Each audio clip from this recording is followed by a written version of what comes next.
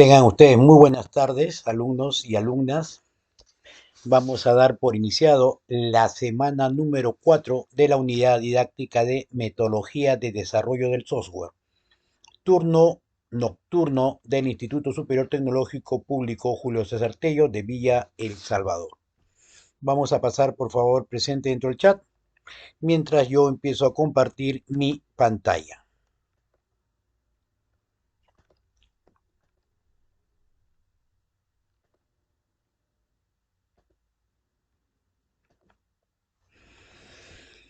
Como pregunta de rigor, ¿se escucha y se ve mi pantalla?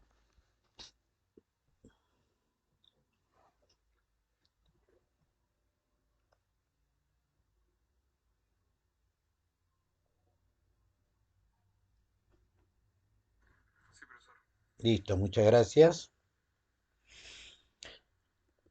El día de hoy vamos a ver la segunda parte de ingeniería de software. Vamos a ver lo que son recursos humanos, participantes, los recursos de software y los recursos de entorno, ¿no? Vamos a ver todo lo que son recursos dentro de lo que son los proyectos, ¿no? Recursos humanos y participantes. Son todas aquellas personas que intervienen y participan activamente en el ciclo de vida del desarrollo del software, ¿correcto? Desde cualquier instancia del proyecto. Ahora, ¿qué significa esto? O sea, dentro de todas las actividades, ojo, dentro de todas las actividades que se desarrollan dentro de este ciclo, ya sea análisis, eh, entrevistas, desarrollo, diseño, implementación, ¿no? Digamos, soporte técnico, todas estas personas que de alguna u otra manera hacen de que este proyecto tenga éxito. Ya, estos son los que normalmente nosotros los conocemos como recursos humanos, ¿no?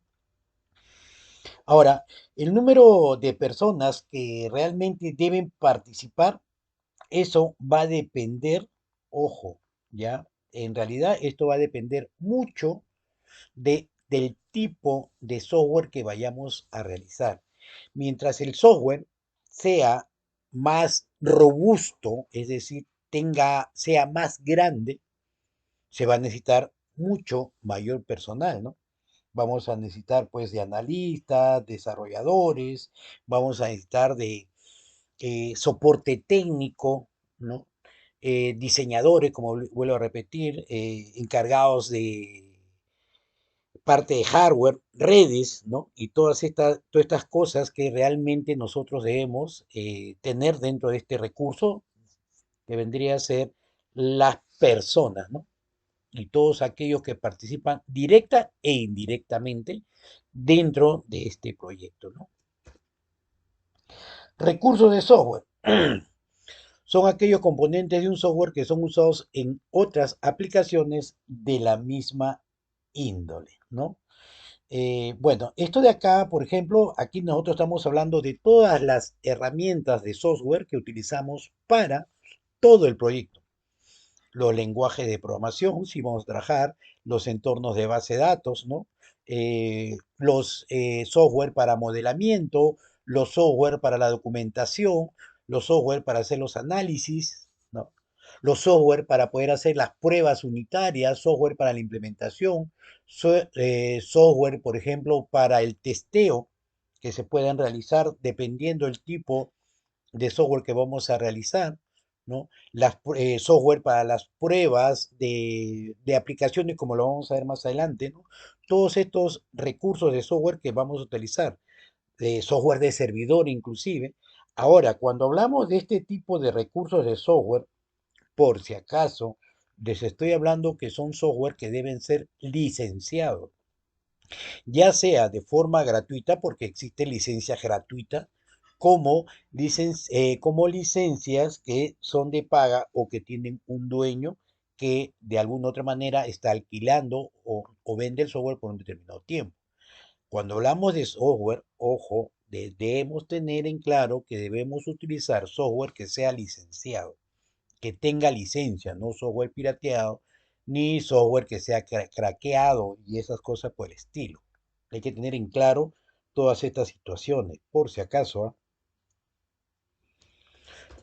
Recursos de entorno, ¿no? Son aquellos componentes de un software que son usados en otras aplicaciones de la misma índole, ¿no? O sea, prácticamente, perdón, aquí ya me equivoqué, ¿no? No, está bien, está bien.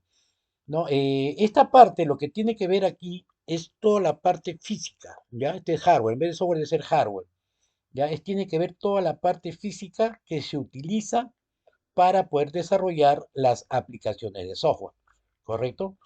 Y obviamente esto se hace un recurso indispensable.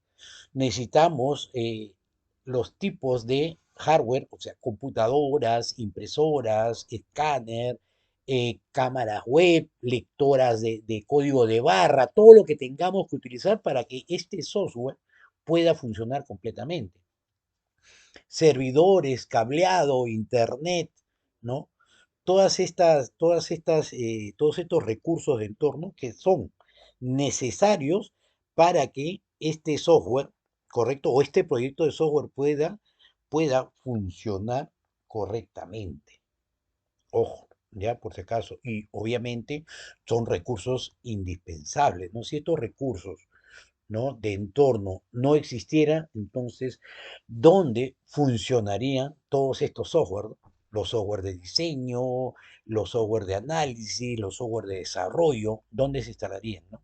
Entonces, eso es un requisito indispensable. Y que contengan las características necesarias, ¿no? para que el software o los software que se instalen puedan funcionar correctamente. Ciclo de vida de un proyecto de software, ¿no? El ciclo de vida de un proyecto de sistemas está dividido en varias etapas. Cada etapa describe las actividades que hay que realizar para obtener un conjunto concreto de productos de desarrollo del software, ¿no? Vamos a ver cómo se dividen dentro de este proyecto, que ya lo hemos visto anteriormente, pero ahora lo vamos a ver como proyectos, ¿no? Primeramente tenemos la recopilación de requerimientos. Se realiza una recopilación y o encuesta con el cliente, el cual nos permite obtener una visión de alto nivel sobre el proyecto, poniendo, ojo acá, énfasis en la descripción del problema desde el punto de vista de los clientes y después de los desarrolladores. ¿Correcto? Entonces, hemos visto que para poder conocer realmente cómo funciona el sistema, nosotros debemos recopilar esta información. ¿Y esta recopilación cómo se hace? Entrevistas, encuestas, focus group, ¿no? Ya todas estas cosas que nosotros hemos visto. Ahora, esto de aquí tiene dos partes, como habíamos dicho anteriormente, ¿no? Visualizar desde el punto de vista del cliente y después desde el punto de vista de los desarrolladores, ¿no? Cómo han entendido la función que tiene esto. Análisis, ¿no? Ahora, el análisis nos dice acá que lo que trata de, prácticamente el análisis lo que nos pide es comprender, ¿no?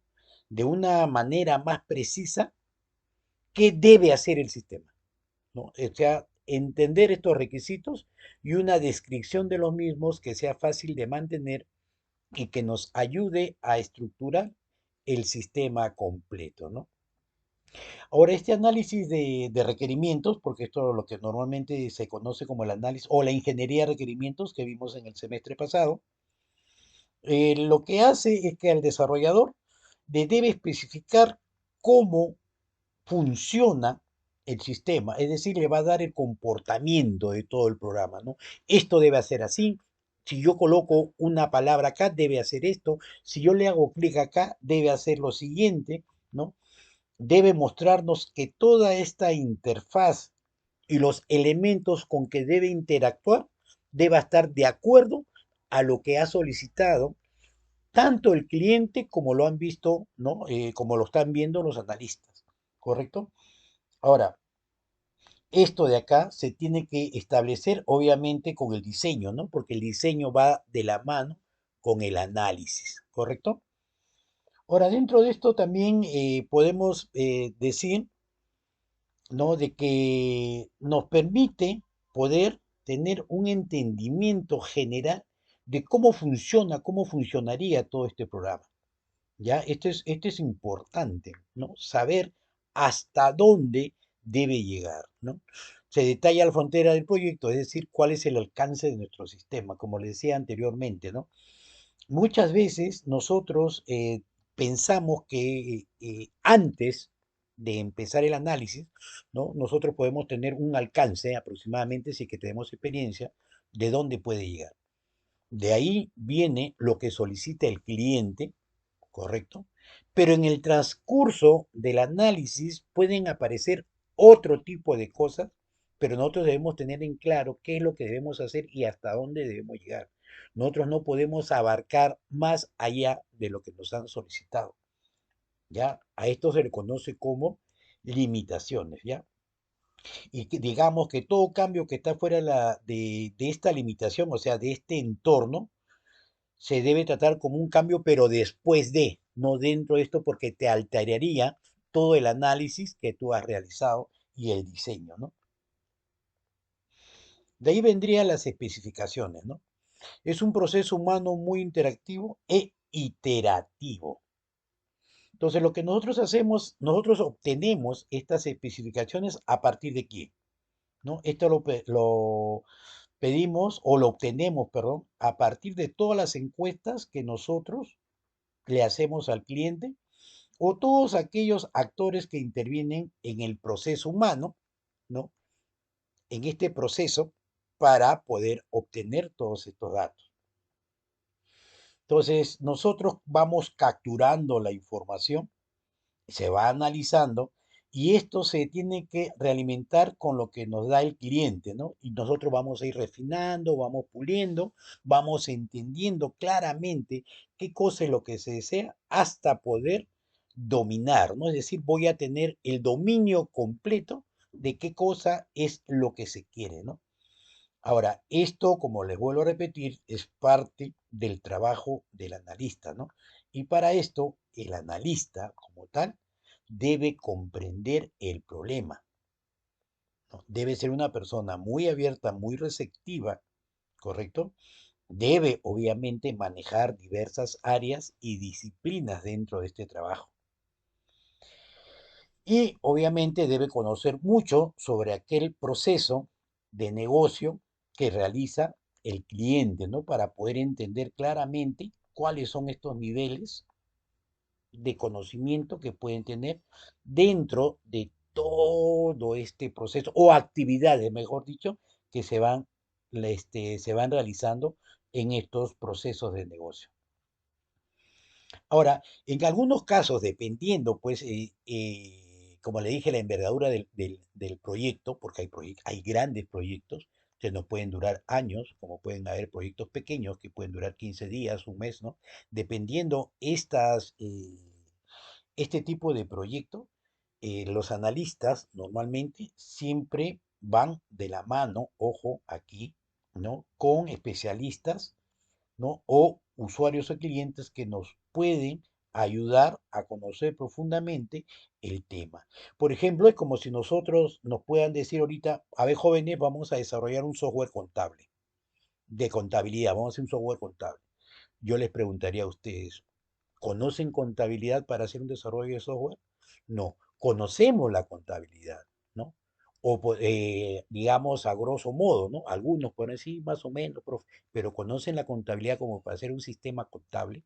No. Entonces nosotros tenemos que pedir ayuda a un contador o a un contable para que de alguna u otra manera también nos asesore en determinados tipos de procesos que debemos realizar, ¿no? Por si acaso. ¿Ya?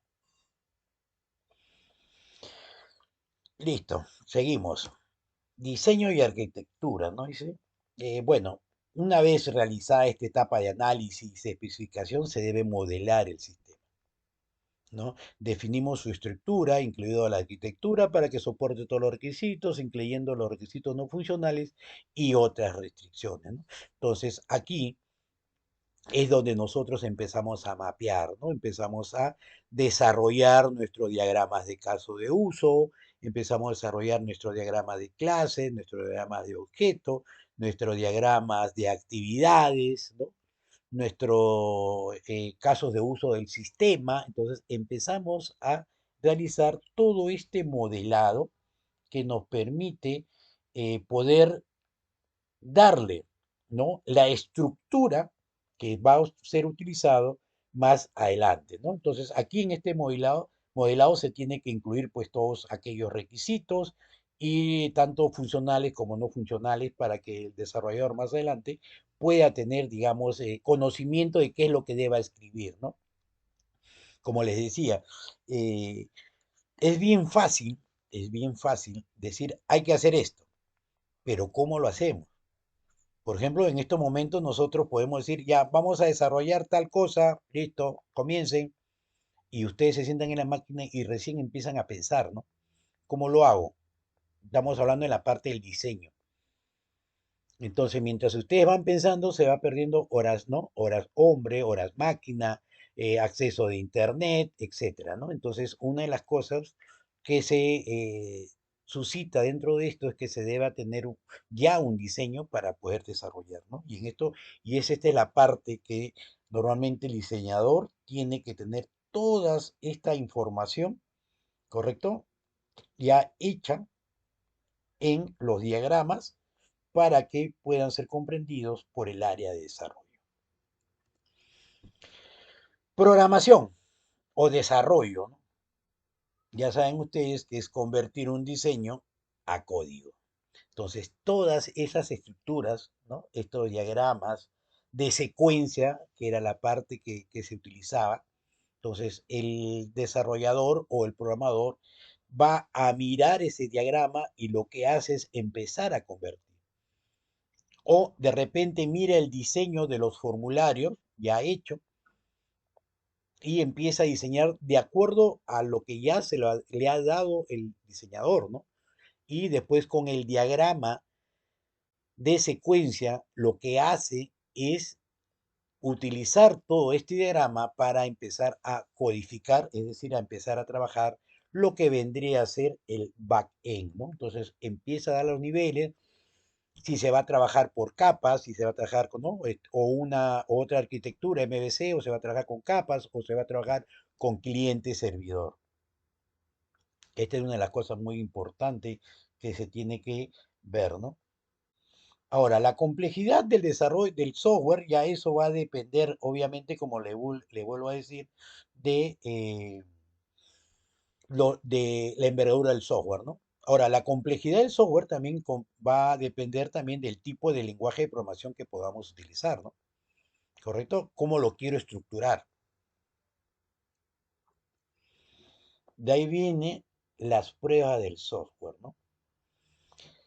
Bueno, el objetivo de esta etapa de pruebas es garantizar la calidad del proyecto desarrollado, ¿no?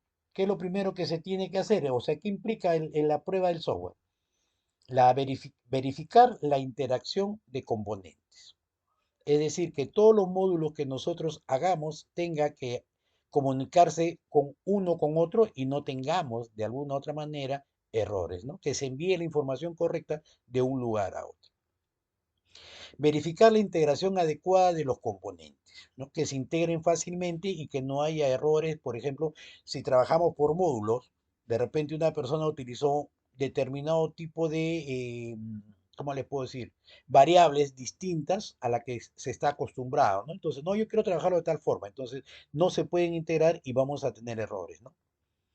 Verificar que todos los requisitos se han implementado correctamente. Todos aquellos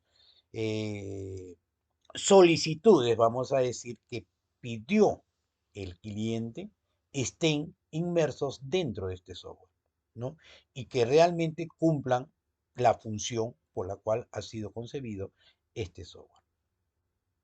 Identificar y asegurar que los defectos encontrados se han corregido antes de entregar el software al cliente, obvio, ¿no? Es preferible, como le dije anteriormente, que los llamen a ustedes para hacer mantenimiento al software, que los estén llamando a cada rato porque el software está fallando o se está colgando a o de motivos, ¿no? Y como le dije anteriormente también hay una cosita que es bien claro, ¿no? Hay veces nosotros estamos acostumbrados a decir, en mi máquina funciona, pero no es cuestión de que en mi máquina funciona, ¿no? Tiene que funcionar en el lugar donde debe funcionar y con todo el hardware que tiene alrededor, ¿no? Porque muchas veces me ha sucedido, desde el punto de vista que me han dicho, ¿no? Pero a mí en mi máquina funciona. Está bien, pues en tu máquina funcionará, pero la idea no es que funcione en tu máquina. La idea es que funcione en el lugar en el cual ha sido elegido para ser instalado este software. Entonces, ahí vemos mucho de estas cosas, ¿no? Diseñar pruebas que sistemáticamente saquen a la luz diferentes clases de errores, haciéndolo con la menor cantidad de tiempo de esfuerzo, ¿no? O sea, una de las cosas principales acá también es ver eso, ¿no? ¿Correcto? Ahora, la prueba, obviamente, realizar este tipo de pruebas no es fácil, ¿no? Cada una de las etapas se debe asegurar la calidad. En análisis debemos tener una calidad, en el diseño también, ¿no? Tenemos que hacer pruebas para ver que lo que estamos haciendo está correcto, ¿no? Nosotros debemos probar estas funcionalidades en cada una de estas etapas a través de los prototipos, ¿no? La estabilidad, cobertura y todos estos datos, ¿ya? Y obviamente que la prueba se basa el 95% en lo que es la lógica, ¿correcto? La lógica interna del software, ¿no? Y las funciones que deba realizar, claramente, ¿no? Entonces, esto es una cosa, por eso que les decía, normalmente ya es bien difícil de que existan errores de codificación, ¿no? O de sintaxis, porque en el momento ya los IDE te envían o te dicen está hecha mal esta línea o esta sentencia y puedes modificarlo. El problema realmente es la lógica, ¿no? Como le decía anteriormente, en vez de sumar, de repente están restando porque escribieron mal, ¿no? En vez de poner más, pusieron menos y esas lógicas, ¿no? Eso es lo que más tienen que entender. Ahora vamos a ver los tipos de testing, ¿no? Los tipos de pruebas. Pruebas de unidad, ¿no? Esto se basa en cada módulo, probar cada módulo, ¿correcto?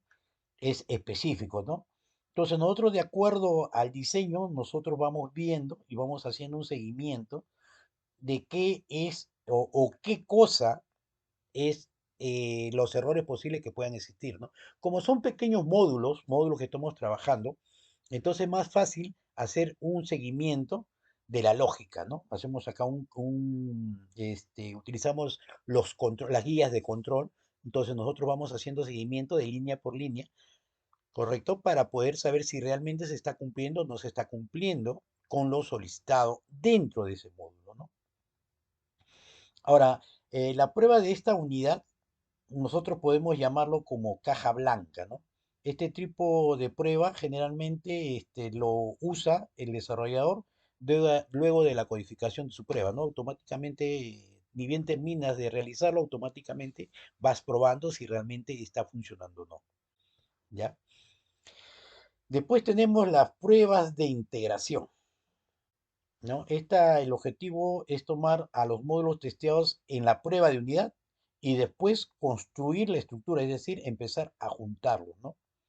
Hay dos formas de probarlo, con una integración no incremental y una integración incremental. En una no incremental lo que pasa es que todos estos módulos, ¿ya?, se combinan por anticipado y se prueba todo el programa en conjunto. Y el incremental, conforme se va construyendo, se van probando para poder saber de que esto está funcionando correctamente y a la hora que utilicemos la estructura de este software no tengan ningún tipo de problema en esta opción, ¿no? De ahí tenemos pruebas probamos el sistema, ¿no? Tenemos una prueba del sistema y dentro de esta prueba del sistema vamos a tener varias subpruebas, perdón, ¿no? Y más que todo esto lo que hace es, ¿cómo les diría? Ver, ¿no? Que este software cumpla con todos los requisitos por el cual ha sido concebido, ¿no? Entonces, esto tiene distintos tipos de pruebas, ¿no? Tenemos una prueba de validación, Esta prueba de validación, como dice, no valida, ¿no? Prueba de validación porque valida, o sea, valida, digamos, que este software deba cumplir o satisfacer, en este caso, todos los requerimientos por el cual ha sido concebido, ¿no? Entonces, estoy validando que los reportes que pueda imprimir, que las ventas que pueda realizar, ¿no? Estén cumpliendo con, digamos, con descontar del almacén, con que esté sumando mi caja y que no tenga ningún tipo de problemas en este sentido, ¿no? Después tenemos pruebas de recuperación. Bueno, esta prueba de recuperación lo que hace más que todo es que si este software falla, se tenga que ver de que la recuperación se lleve a cabo apropiadamente, ¿no? Es decir, que de repente el software se colgó, vamos a suponer, y estaba realizando una venta. ¿Qué es lo que sucede cuando el software se cuelga? Se pierde esa venta, quedó por la mitad y no se pudo recuperar, ¿no? Entonces, todas estas situaciones también se ven dentro de en esta prueba. Prueba de seguridad, ¿no? Aquí fácil, lo que tenemos que verificar es de que todos los mecanismos de protección, los usuarios que van a utilizar, si evitar, digamos, los niveles de seguridad con los SQL injection, ¿no? Una manera de que no nos puedan hackear, si vamos a trabajar con capas y si vamos a trabajar con capas, cómo va a estar nuestra seguridad, ¿no? Vamos a trabajar con lógica, vamos a trabajar, ¿no? Con niveles encriptados, ya eso es algo que se tiene que revisar, pues, ¿no? Pruebas de resistencia, ¿no? Se somete al sistema a operaciones anormales. ¿Qué significa esto, no? Entonces, aquí lo que nosotros tenemos que hacer es, digamos, de que, a ver, como les expliqué la vez pasada, ¿no? Si en los campos numéricos no debe aceptar valores alfanuméricos, ¿no? Que en los campos de fecha solamente acepten valores numéricos, ¿no? Por si acaso. Entonces, este tipo de cosas, a esto se le conoce como prueba de resistencia, ¿ya? Toda la parte anormal, ¿no?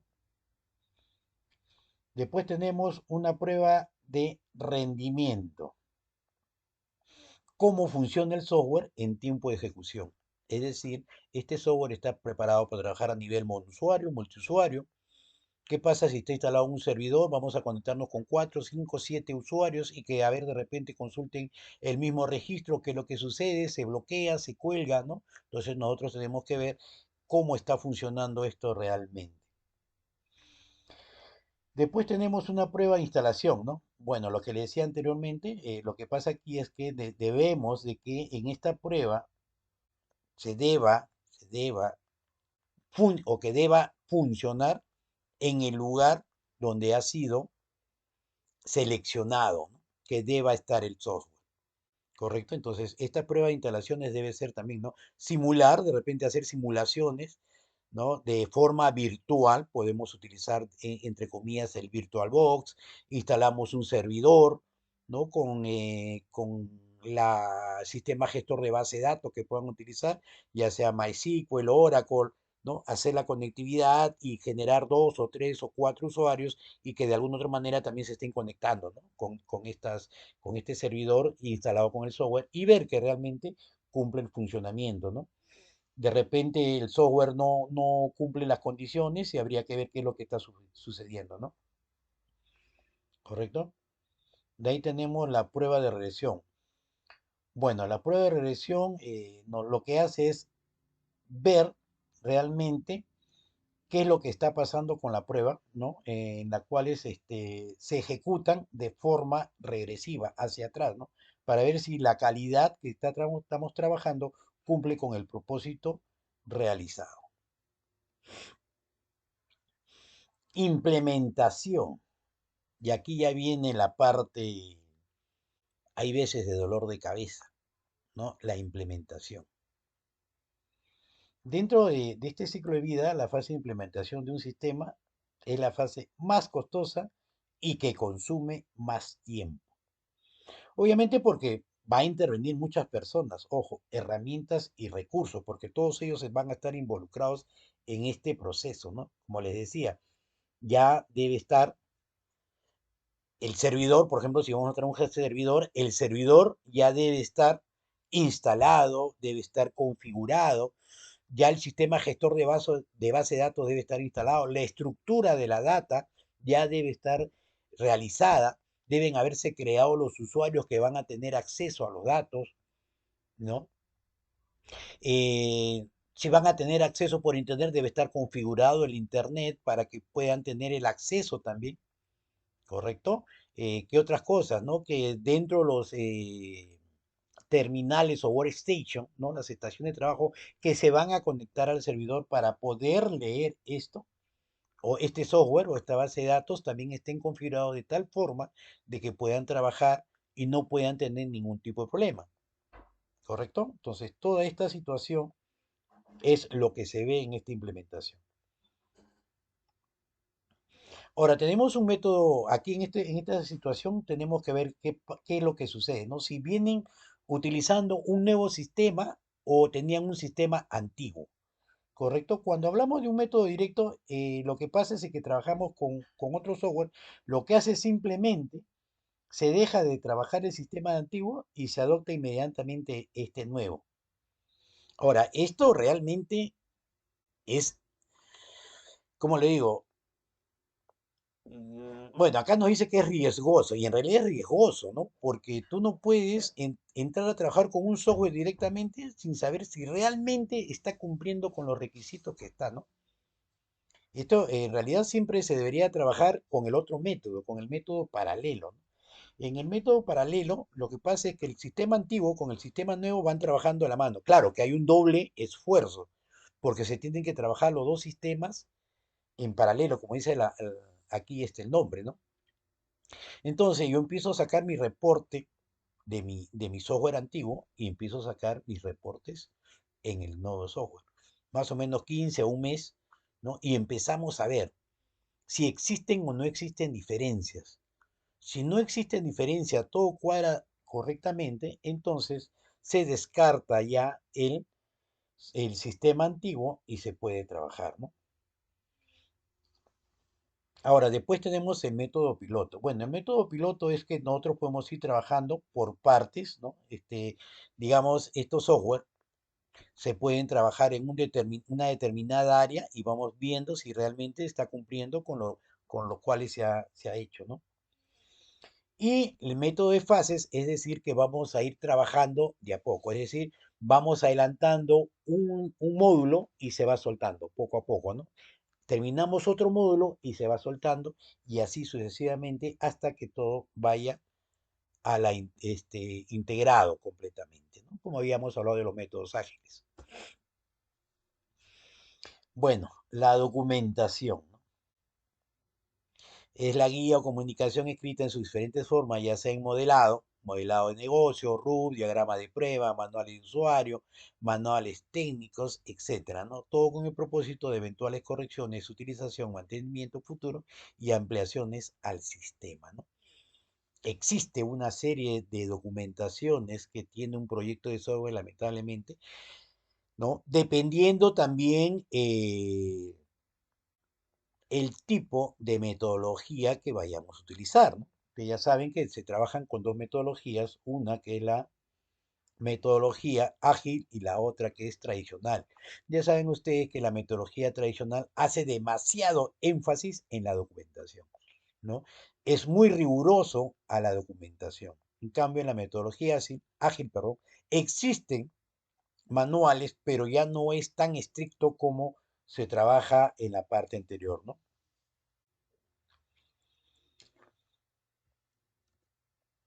De ahí viene el mantenimiento. Bueno, consiste en mantener y mejorar el software para enfrentar errores descubiertos y nuevos requisitos, ¿no? ¿Cuándo se hace un mantenimiento? Ojo aquí, ¿no? Si a nosotros, esto normalmente dentro de un proyecto de software se habla cuando estamos dentro de una empresa, más que todo, ¿no? Porque agarran y te dicen, oye, hay que desarrollar tal software, ¿no? Hay un equipo de trabajo, obviamente. Entonces, ustedes empiezan a elaborar y van desarrollando el software y se entrega, ¿no? Pero a medida que pasa el tiempo, un mes, 2 meses, 3 meses, se van haciendo mejoras, obviamente, del software. ¿Por qué? porque de repente durante el camino del trabajo se dan cuenta de que se puede mejorar, se puede adaptar, ¿no? O se puede incrementar nuevas cosas dentro de este software, que eso es lo normal en toda empresa. Y lo que hacen ustedes es, obviamente, este tipo de cosas. Pero la otra parte es cuando ustedes, por ejemplo, los llaman y le dicen, necesito que me desarrolles un software, ustedes entregan el software y chao, y se olvidaron, ¿no? Ahí sí no existe mantenimiento. Salvo que después de un tiempo lo vuelvan a llamar y le digan, oye, queremos adaptar esto, ¿no?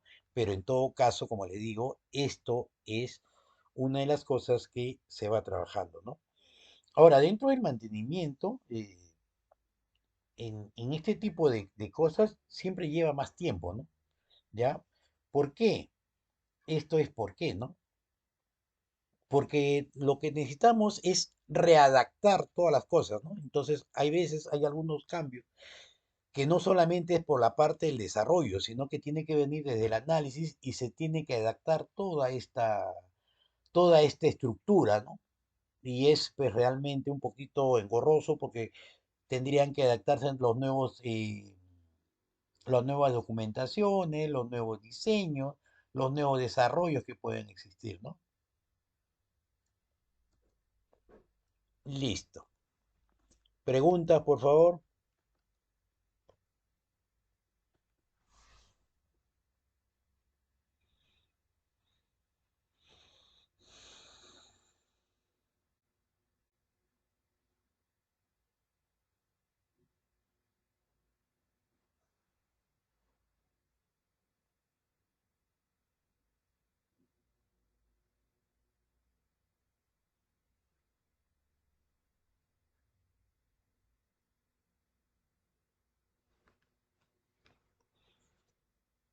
Preguntas.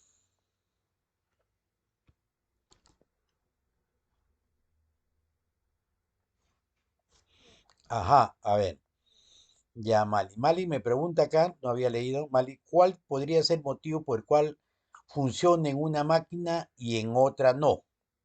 Muy buena pregunta. Primeramente, versiones del sistema operativo, ¿correcto? Actualizaciones que pueda tener la máquina. Ustedes saben muy bien que la mayoría de personas tienen su sistema operativo pirata, la mayoría, ¿correcto? Y como está craqueado, no les permite hacer algunas actualizaciones, ¿correcto? No les permite hacer algunas actualizaciones.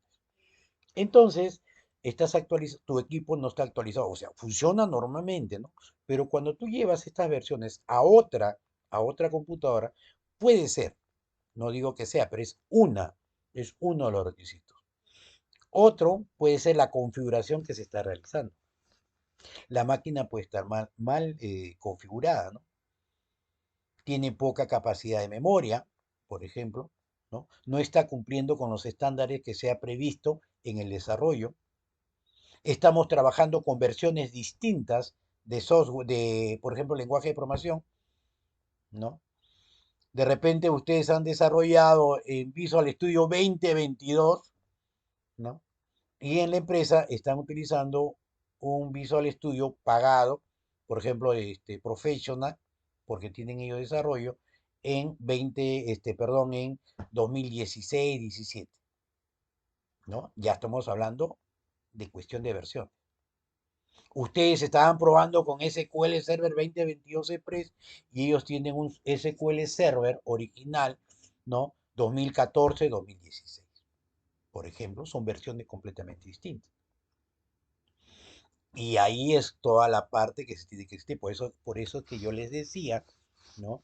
Que en las simulaciones, en las pruebas, se debe tener el estándar sobre el cual vamos a trabajar.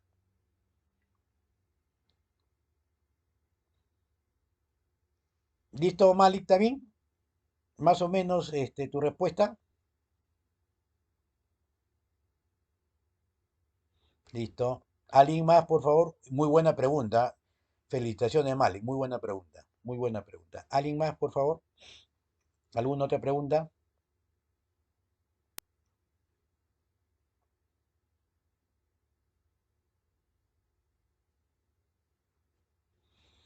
¿Quién más quiere nota? Mira, por hacerme preguntas le pongo nota, imagínense.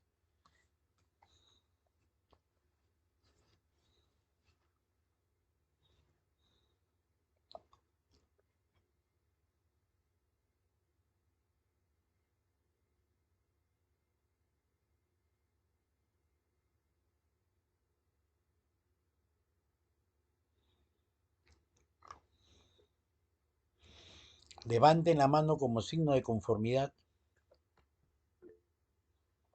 Para eso sí son rápidos. Voy a cerrar la asistencia. Un ratito, por favor. Metodología, una noche, semana 4.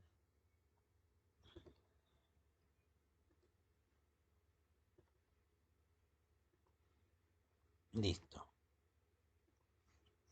Ajá. Freddy, ¿qué pasó? Andrés también.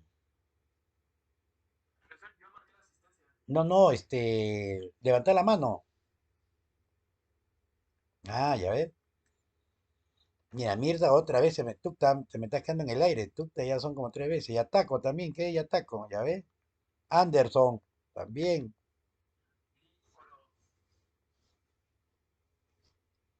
A ver, de ataco a la una. Allá está. Anderson a la una.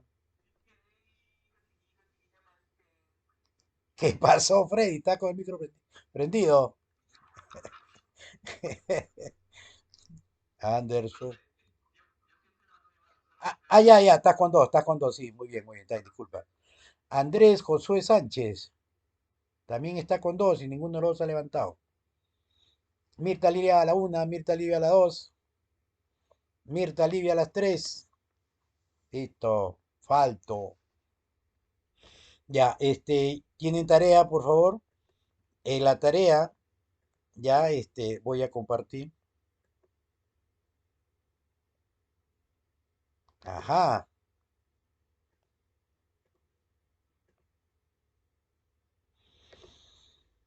ya, tienen aquí video semana, tarea de la semana, tienen para entregarlo hasta mañana a la medianoche, ya, por si acaso. Ya, ahí está la tarea. Tranquilos, por favor, quiero un resumen de lo que han entendido por partes. No necesito que me detallen, por ejemplo, lo que es la prueba uno por uno, ¿no? Ustedes pueden hacer un consolidado y simplemente lo hacen, pero necesito que utilicen criterios y conceptos propios. Si veo que están copiando y están pegando, porque se conoce obviamente cuando ustedes realizan estas cosas, ya saben que cero, ¿no? Porque ya lo he dicho anteriormente, necesito saber lo que ustedes están pensando y cómo están escribiendo. ¿Ya? Por si acaso.